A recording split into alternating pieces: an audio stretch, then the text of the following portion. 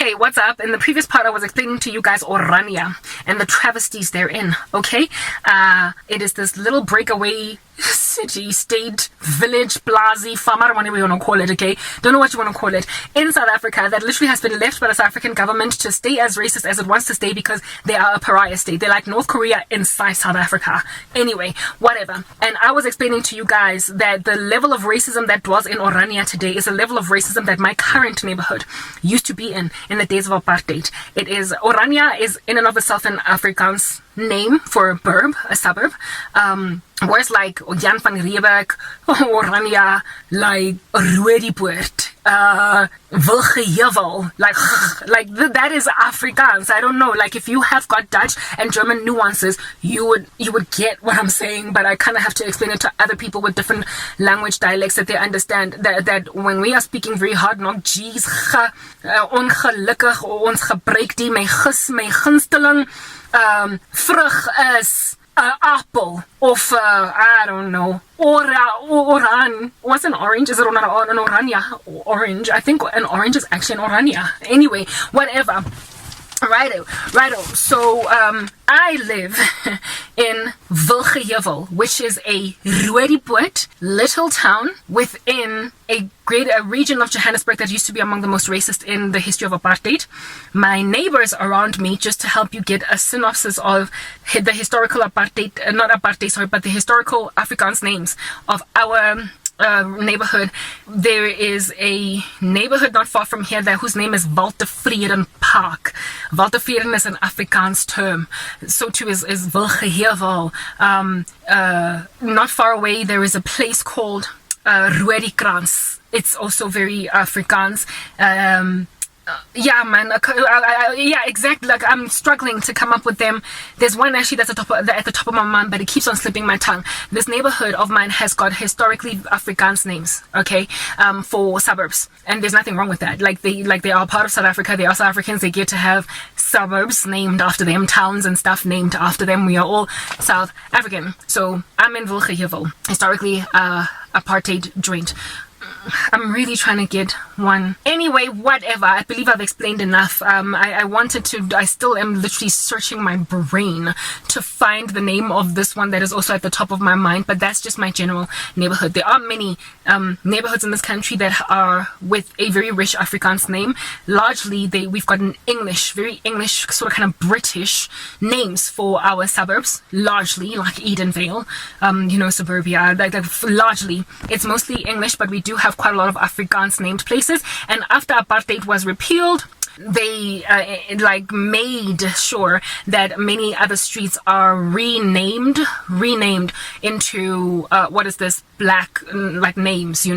They have given streets in suburbia like Vilakazi Street, Nelson Mandela Street. OR Tambo Airport used to be called Jan Smuts Airport.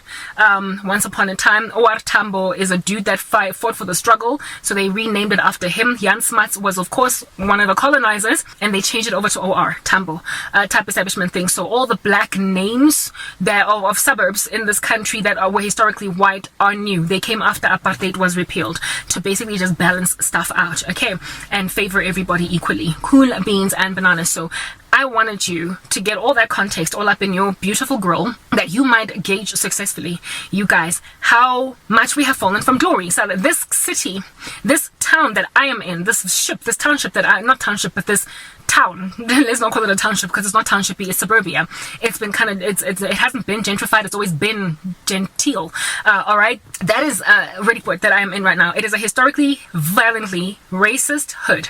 But now today, it's totally palatable to the black taste bud. Everybody here is friendly. Like, I have not had a racist episode in my hood. White folk are cool, black people are cool, Indian people are cool, we're good. So we've conquered the strong man of racism in a historically strong-manned racist portion. My hood, Roodepoort, was so wicked in the days of apartheid that it used to butcher for fun black people who were very close. Remember, the Group Areas Act was weird. It segregated white neighborhoods and black neighborhoods and Indian neighborhoods and colored neighborhoods in such close proximity to each other. We were not separated by entire highways or islands, like a gulf between us, between the rich man and Lazarus. No, we were separated by just mere highways. And to this day, that is still an obscurity. Like, if you go to Alex and you look at their abject poverty in comparison to Sandton, that is separated by a highway, it is the fruits of apartheid. Group Areas that builds beautiful skyscrapers and puts people that are building them in little informal settlements not far away, and in those little informal settlements end up building an entire little township. So Alex literally grows up from the ground as a result of white supremacy needing black workforce to build the city, and in building the city had to be in close proximity because it would just take too long for them to travel all the way to Soweto or Sophia Town or wherever they stayed. So they stayed in close proximity, and today there's all these shacks just outside this like opulent, wealthiest in, never mind South Africa, but Africa city in like the wealthiest African city, Sandton, Johannesburg, is separated from the squatter campy, shack fueled neighborhood called Alex. Look, not every house called Alex Sikimukuku, because not every house in Alex is a shack, because there are black people who managed to build brick and mortar houses there. Do you understand? Once they got jobs and stuff, but it's because they started out a squatter camp that they could not move out of. They started out a squatter camp of people that were building the skyscrapers in Sandton. That is how Alex rose. Not Alex, sorry, but Sandton rose from the ground, from the workmanship of black people that were put in a temporary residence around Sandton, but they never left. And so now there is this exorbitantly rich neighborhood right next to abject poverty. And there are some people in Alex who are doing well, I get it. But the history is what it is that I am communicating to you right now. So they did not separate black neighborhoods and white neighborhoods by a vast amount of land that it might be kosher for you to gaze upon. The inequality, like, it is so stark. Even today, South Africa is the most unequal society in the world because of the ramifications of apartheid. So this neighborhood, Roodepoort, which was one of the most historically racist areas, because they were the most historically violent and abusive and murderous white supremacist band in Johannesburg, perhaps even the country. Do you understand what I'm saying? It was really bad in Roodepoort. Bad, guys. Just bad. Do you understand? That they used to butcher for fun black people over the railway that lived in Dobsonville. Dobsonville and Roodepoort is separated by, again, just a little road, a highway, a road, a railway track. They are separated, and the squalor in Dobsonville to this day is still a whole thing. When you enter into Dobsonville through the Roodepoort Main Reef Road, oh guys, you literally go from peace and tranquility to this like clamored, cramped up, tiny little skinny road, bustling, insufferable to tolerate if you are used to living in a quiet environment.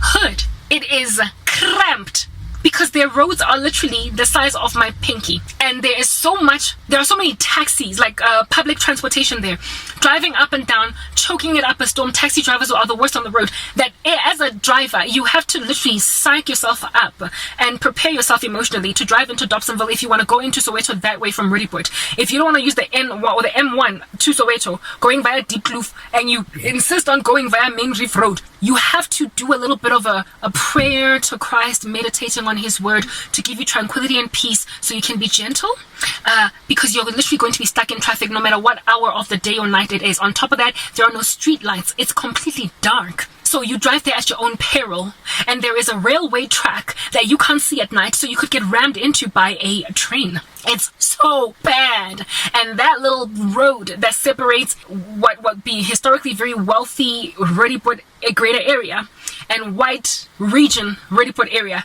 that road that separates, there used to be white people that would literally hang out at that border to kill, like butcher, black people that dared try try and jump over, and sometimes even if they were jumping over with a dompas, allowably so, they would kill them anyway.